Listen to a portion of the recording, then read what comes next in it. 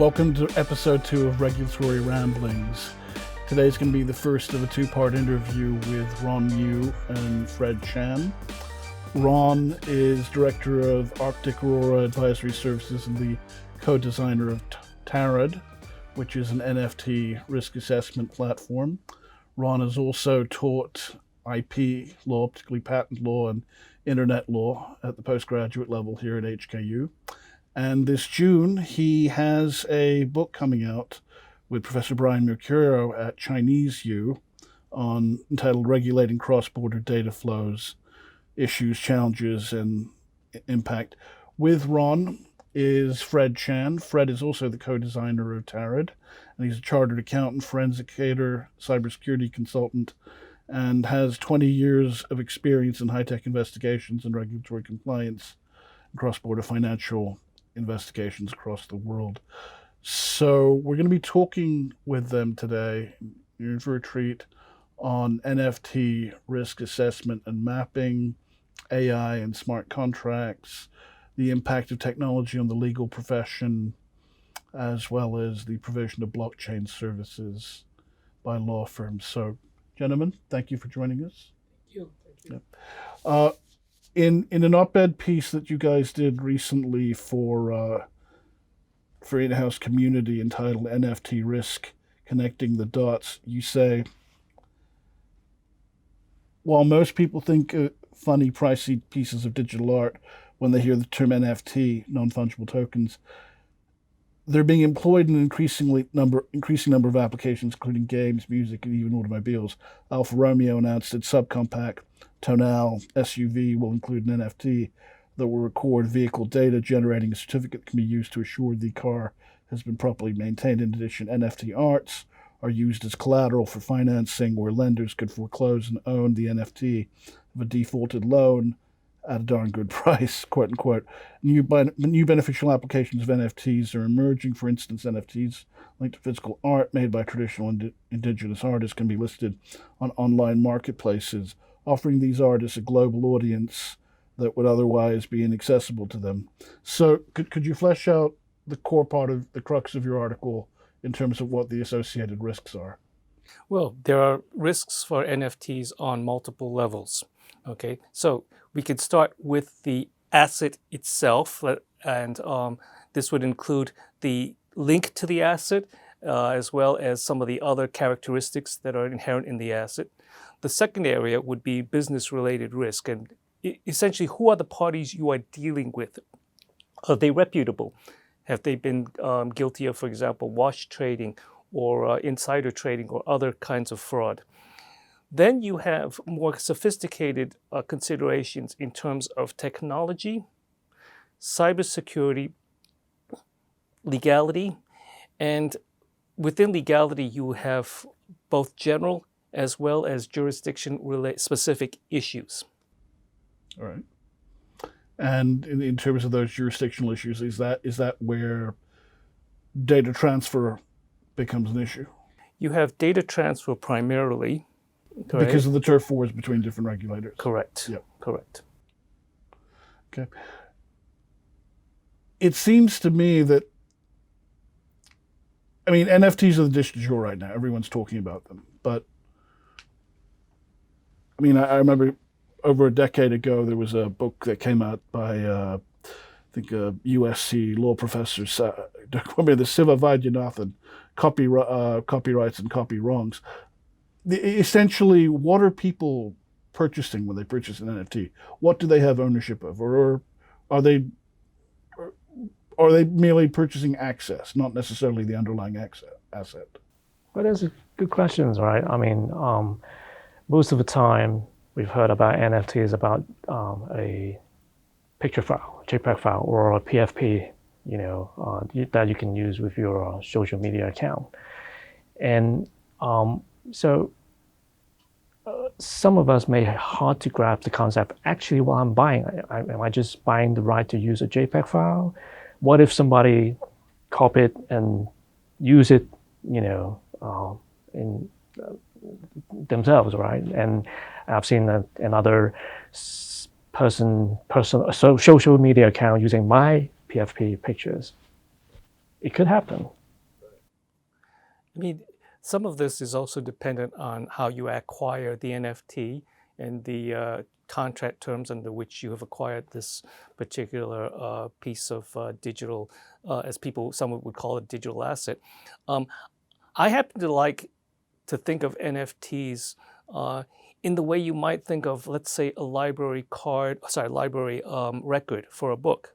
Okay, it tells you that this record is associated with this book. It tells you that the book is supposedly on this shelf over there. But it is very possible that some of this records may be incorrect. For example, if I took out this restatement of law book over there and brought it over to read at the corner of this room, the library record would not necessarily show that. Or perhaps if I put it back in the wrong shelf, the library record would not reflect that. Correct. Okay.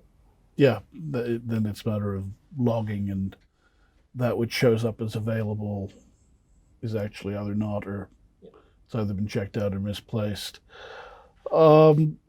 Regarding, so then this intersects then with algorithms, AI, and smart contracts. And physical provenance, okay? Because you actually have to, well, if it's a physical asset, then you would also have to have some kinds of information of some sort that this is, for example, an authentic copy of whatever. There is, in Hong Kong, there is an initiative in the art world called Provenio Art Tech, which Fred and I happen to be working on. And this one is focused on looking at provenance for art-related NFTs, or using the NFTs as a means of helping to enhance the provenance of art, both digital as well as physical. And they're working with a couple of galleries, and the galleries would provide some of the certification of authenticity. Okay, and I mean, so Party A one industry body comes up with their own certification, others do the same. Then whose imprimatur of quality and verification does one trust? Or is it okay if different bodies issue different standards? I think if the all of this will depend on the reputation of these bodies involved. There are a lot of bodies, for example, in the cybersecurity space, they're involved. Fred can talk about that. Yeah, I guess the purpose of that is to, part of it is educational as well, right? To make people aware what exactly are they buying, an NFT, is it, and again, the art provides a very good platform to bring up the questions and to try to find an answer for that. Like when I buy a painting, an NFT of the painting, do I actually own the real painting or just the picture file of that painting? And out of the NFT that I purchased, which is on, which provides a lot of, good features like immutable and the permanent record of my ownership. Yeah. What exactly did I buy, and also what rights that I got out of that purchase? So through that, the first questions was provenance, all right? Whether the painting, the physical painting, the underlying asset is legit, and the creator of that painting is kind of, acknowledge that transactions, so to speak. So the provenance provide a good kind of traceability, apart from the NFT, the digital token that sitting on the blockchain. Then I guess it's something that it's been done in the physical world, but just now we're on slightly different settings involving the blockchain, which supposedly enhance the all these transactions we've done in the past with the permanent record and transparency as well. And so I guess that's why we have this idea of kind of building a trusted body to provide that kind of a provenance, NFTs, sorry, NFTs in this instance could function as, shall I say, a mark of origin, okay, a designation of origin. You see this in trademark law. For those of you who are in IP would be familiar with the Arsenal and Reed case, where it was established that a trademark is a mark of origin. Here, the NFT could also be used as a mark of origin or designation of origin.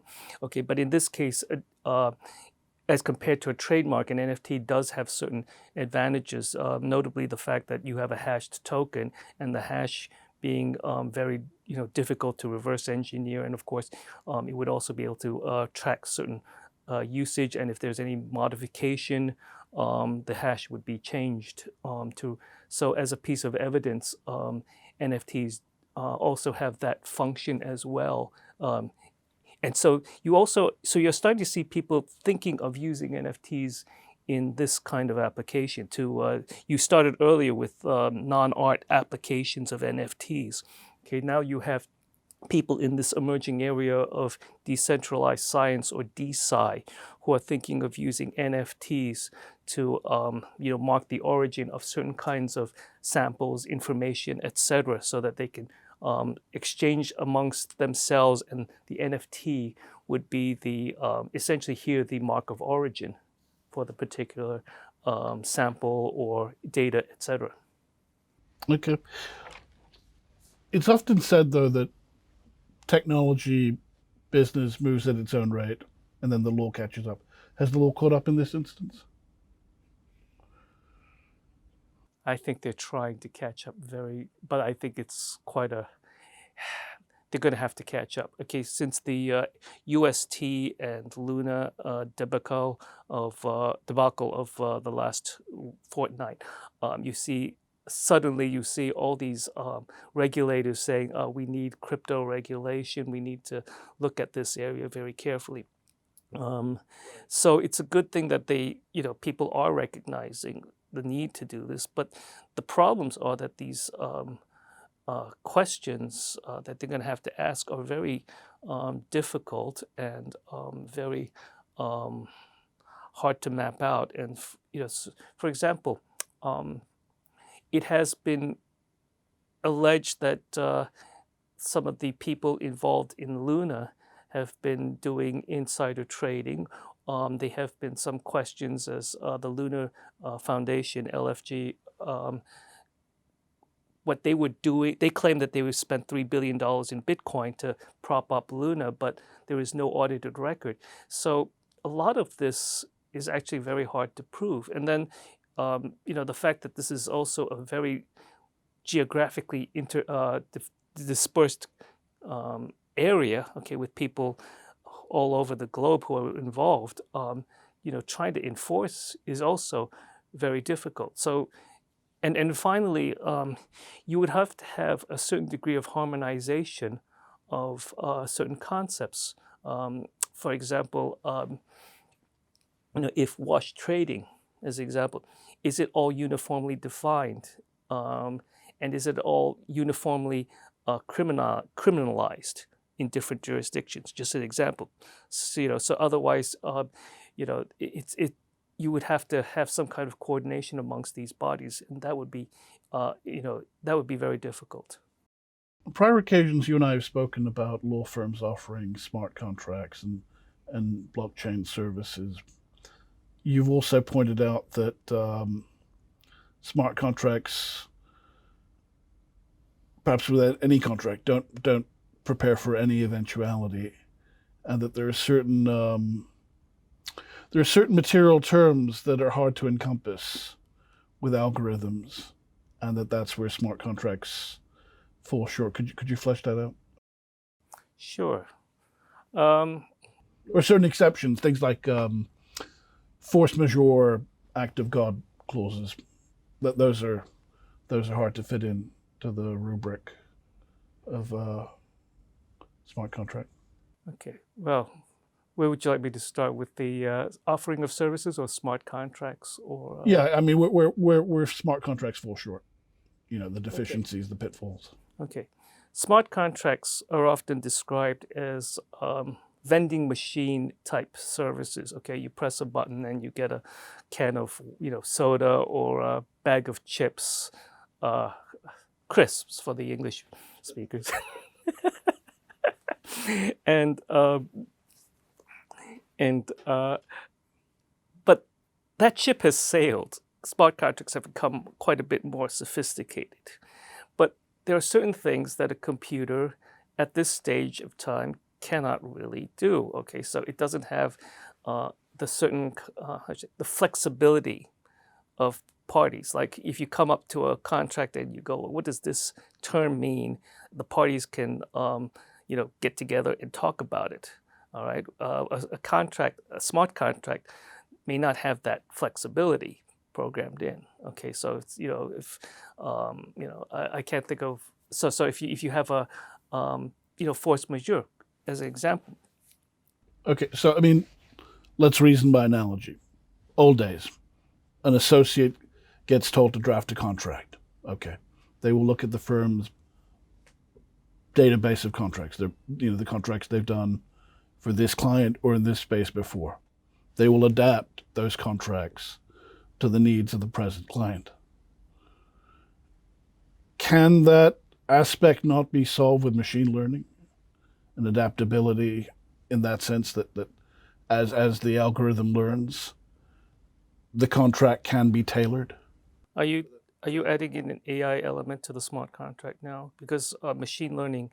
Well, I mean that's what people are talking about, and consequently they're saying that is what might pose a threat to the legal field. Okay. First off, machine learning or big data and AI in legality in general is something that you have to approach very carefully.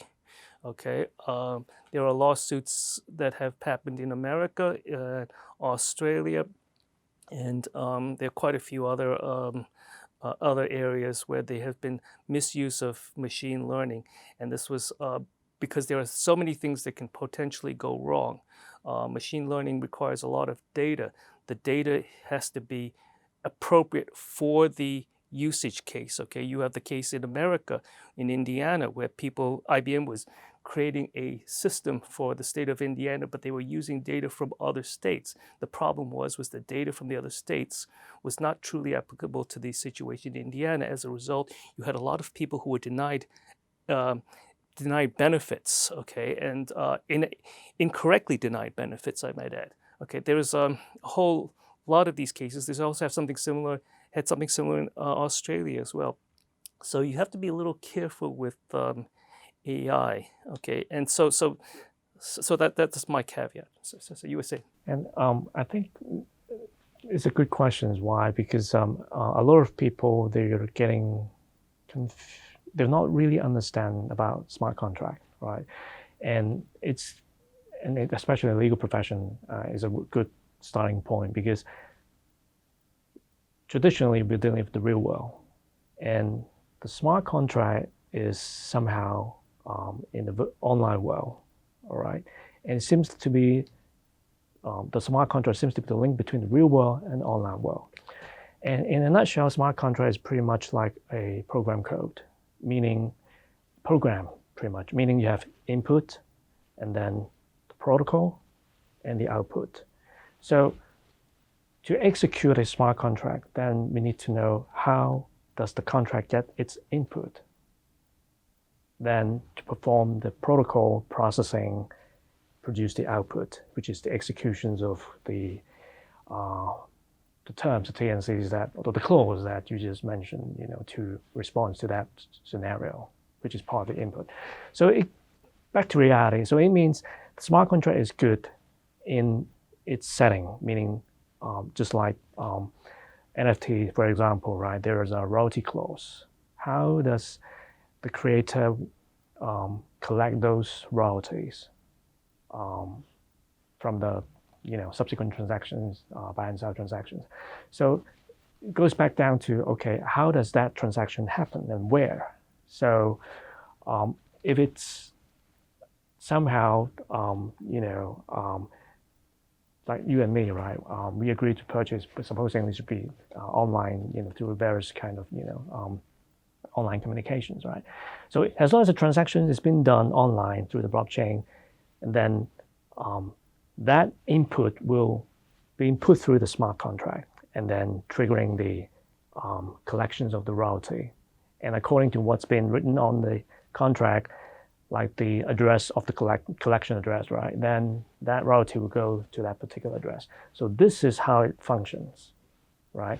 And when it comes to what clauses that we could write into the program, I guess it's the same considerations, how to define that where and how to define that input and execute that input, from the processing and produce the output.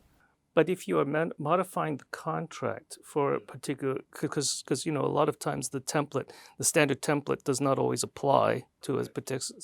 Which is why you see clauses in contracts that make no sense and seem odd given the subject. That's right.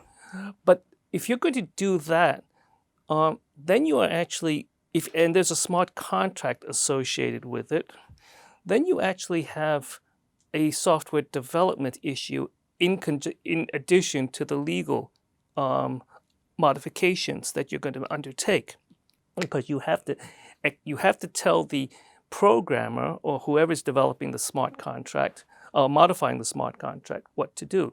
Now, there are several issues here. One, is the lawyer capable of doing this? Okay, probably, maybe not. If he or she is incapable of doing it, or they are incapable of doing it, can they communicate to a developer that, okay, let me give you and if you miss out certain scenarios, there could be a problem, because the developer cannot be expected to consider all the potential legal scenarios. Let me give you an example. Let's say you wanted to do check infringement of two images. Okay, OpenSea, by the way, does this with some of its NFTs. They want to check, they check the JPEGs if they're identical or not. But let's just say we have two digital images, and we call them, and these are tokens, these are tokens, right? Now, one thing that you could do to check infringement is to see, are they the same? Are they identical? Okay, now, if they are identical, you actually have three potential scenarios. One, that one is a copy of the other. The second scenario is that both are copies. The third scenario is that both are legitimate copies. Now, notice earlier I said fungible. I didn't say non-fungible, fungible. So you could actually have two copies of two images, and they could be identical. Now, the lawyer would have to tell the programmer what, all these scenarios, because if he is or she is presented with a case of, well, I've got this token and this is identical to this token, do I have an infringement? He has to consider all these different scenarios and the possibility that, there could be one copy, two copies, or both are legitimate. And he has to communicate this to the developer, because the developer probably might not know this. And then if there are legal implications, the lawyer would also have to communicate to the developer what to do next. Right. Coming back to what you were saying, that it's not realistic to expect the developer to foresee every contingency, every eventuality, anything that could go wrong.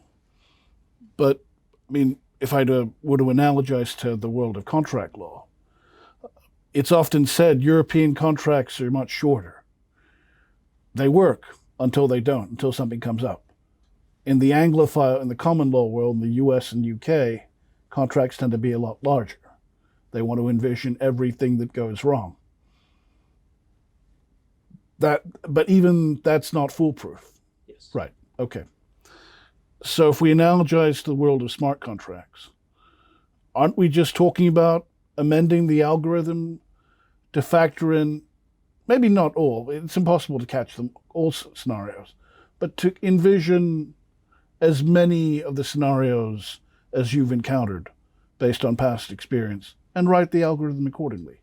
Are we not talking about just amending the algorithm? I'm not a legal I don't have a legal background, but I think As you learn, you amend. yep. Yes, I think it's a matter of back to my input and output scenario, right? So it will work if the parameters are the same in the same environment, right? Meaning until the day that we are actually able to work, say a lot like metaverse, right? A lot of people envision one day I'll, instead of going back to my office, I'm log in and go to the office in the metaverse, right? So until that kind of become the daily life, so everything happen in the metaverse, which can digitize all this scenario, and then will feed has input through that smart contract, then it will work, because because that until that time we don't need to concern about the link between the real world and the online world. Because then it's seamless. Exactly. Yeah. So right now, we're still kind of in the process of migration or transition, put it that way. But during that process, there are still issues that we need to deal with the online, the real world and the online world, and how to bridge these gaps. And just take the NFT as an example, right? So we have, in the real world, we deal with the same issues in the real world. Like if you buy a painting from auction house, you have to consider the same issues: ownerships, royalties, contracts, whether I'm buying the real paintings or the fake one. All these, even though it's a digital form. Yes. Now we have to take care of this, hoping that the NFT will help to address some of these issues. Like ownership, for example, is a good one because it's transparent, and I can show, and the digital file itself is much easier to prove the duplications and whether it's a fugazi, right, from the real world. But again, provided, how do you link up the NFT to the real painting? Or it would be, so that's one scenario. Second scenario is if you just purchase some digital art, so there's only one copy in one JPEG file in the world, that's far much more easier to prove because of the hash, of that file. Basically, it's with the NFT stating that hash in the token, then basically it proves the ownership of that JPEG file to that particular wallet, really. That this is the sole authentic digital copy. Because I think what you said was the crux here. People are struggling to see the link between the physical world and the digital world in this context. And that's why we were talking about that Provenio, and to try to at least bridge some of the uncertainty between the physical and digital world gap. Okay, to go back to your question about modifying the contract with a smarter smart contract, you actually have a real danger when you modify another piece of software that it will not work. Okay, I mean, you've probably seen some contracts that, that some of the clauses logically make no sense when they're put together.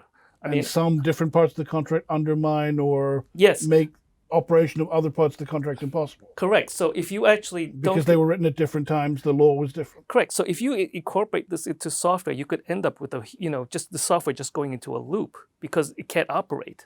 But then isn't that where the software people do their debugging? I mean, because the layperson just wants it to work.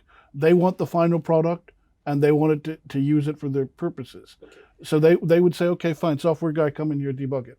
Some of the software, it depends on whether the software guy can debug it, okay? Because that requires a certain degree of capacity. They would also have to requires a certain, let's say, knowledge of the language. Okay, so let's say it was an old piece of mainframe software, and you have this, mainframe from the 1970s still running.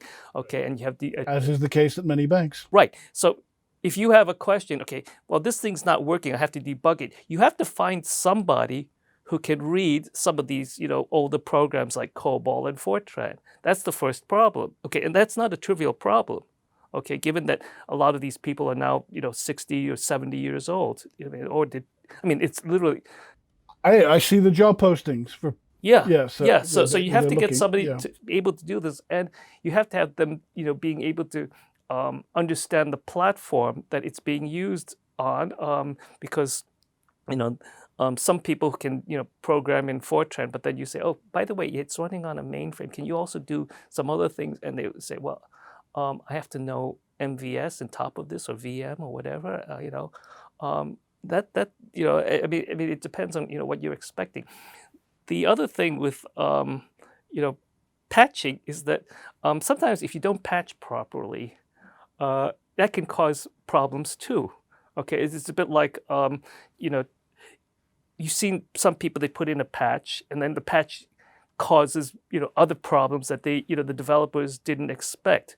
Okay, and it's because the debuggers, maybe they were just rushed, they did a sloppy job, or they did something not understanding what the original programmers had wanted to do, and as a result, they introduced a new bug unintentionally. I think it's a good question in a sense of the expectations from people about technology, and because they just want the application to work. Yeah, and to do their business. And when it comes to debugging, I mean, we're still in debugging mode right now. I mean, look at the OS you're using. I mean, it just keep coming out with a new version. I mean, it's never going to be perfect, I would say. It's just how do you address the risk and your risk exposure? To what extent you want the program to control that particular transactions or scenario. And we talk about debugging, not to mention there are a lot of 0 days, right? People, whenever there's always a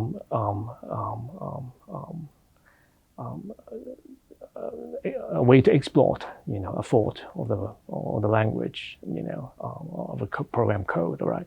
So one needs to decide, how to diversify the risk, right? And it's just, I guess that risk is, and that's considered the same as, what nowadays really. I mean, using computer, using a cloud infrastructure. I mean, the technical component may be different, but the concept is the same. Principle is the same. Just like the backup we're talking about before we start, right? So so with smart contracts, there's a legal aspect to it, there's a technology aspect to it. Right. There is, sorry to also interrupt, any kind of software, you have two other aspects to consider: compatibility with other programs that you have to interact with, okay? Because any kind of program nowadays may have to interact with, let's say, the operating system, but if you introduce some other kinds of interactions with other software, who knows what might happen. The second thing that you have to consider is if the software itself, you're also assuming the software has been fully debugged when you put this thing out, and if it's rushed out or enough, debugged enough. Yeah, and if it's rushed out, that could also be a problem. And another example we can consider is just like the UST Lunar, debit code, right? Supposedly it's a pack. So I mean, one UST is supposed to be packed with one USD, right? And people expect, there's a protocol behind to, maintain the pack, right? But it turns out it's a manual process and a manual decision process as well. A lot of people look back, what could be better? What would happen? Would be better to save the pack during the 48 hours of the collapse, right? It was said that one saying that when the UST came down to 0.95, it's still within the pact, right? But again, back to the measure was in terms of using the foundation fund to maintain the pack. At what point is the most effective? Would it be 0.95 or when it dropped down to 0.6? And who made that decision? So a lot of discussion we made about the whole scenario was it will work if the fund actually start to maintain the peg when it reached 0.95, instead of waiting, or instead of pretty much gave up, and let the UST, kind of free fall to wherever it is right now. Good point. And they did actually spend the rest of the fund to buy, to keep the peg, but it seems that it was too late. And we'll talk about, the entire 3 billion US of, value being used to save the peg. They ran out of time. I mean, really. We've spoken in the past about how really when you're dealing with smart contracts, you're dealing with the software model, the model of the software industry, and the model of the legal profession. And software companies will frequently give out patches for free. I believe that is the norm. And consequently, consumers expect it. That if I'm going to buy the online version of the Microsoft Suite for my laptop, I can buy the hard copy, I can buy the CD-ROM version, but then I'm stuck with that version for all perpetuity. Or I can pay the annual licensing fee for the online version and free updates for the rest of the use of my machine. You do that, but if it's a law firm providing the patch, if it's a law firm providing the update, well, they're going to charge their bare minimum of an hourly rate, which could be up to $1,000 US. But then who's going to put up with that? That's a good question. That's the problem that law firms will have to consider, is that the software models and the economics of software are quite different from the economics of your traditional law firm. There are, in terms of the patches, there's a lot of people are expecting proactive patching. Or, for example, when Apple, for instance, sends you an update to update your iOS, okay, it will tell you, well, there's a risk that if you do this on a certain time when the moon is in a certain phase, your phone is going to crash, okay? And Jupiter aligns with Mars, and it's the age of Aquarius. But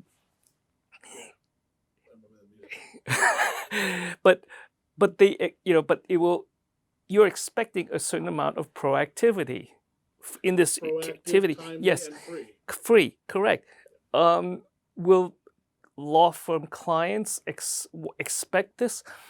I think that's just a matter of depends. I think it's just going to depend, and it's very early days, and it's something that has to be looked at. The other thing that you also have with a smart contract, especially if you married it with, let's say you decide to marry it with AI and automation. Well, actually, I should say smart contract is automation. Sorry. You do have certain liabilities with software, that you have to be a little careful with. I mean, if you have an application and that you've developed for somebody, regardless of who takes liability, if it's a critical application for, let's say, a bank, and it crashes, I mean, that could be a near existential crisis for some departments. Okay, so you have to consider that. Now, if you're going to be developing these kinds of software, and a smart contract is software, who is going to, where is the liability going to fall? Okay, that's a good question.